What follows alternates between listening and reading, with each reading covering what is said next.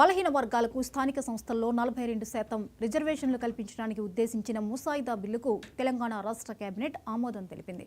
అలాగే విద్యా, ఉద్యోగ రంగాల్లో బీసీలకు 42% రిజర్వేషన్లు కల్పించాలని తీర్మానించింది.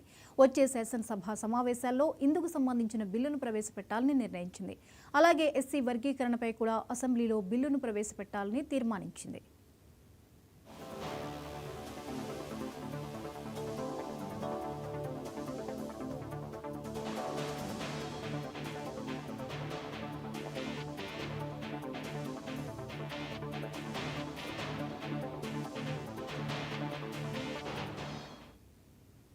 బలహీన వర్గాలకు స్థానిక సంస్థల్లో 42% రిజర్వేషన్లు కల్పించడానికి ఉద్దేశించిన ముసాయిదా బిల్లుకు తెలంగాణ రాష్ట్ర కేబినెట్ ఆమోదం తెలిపింది.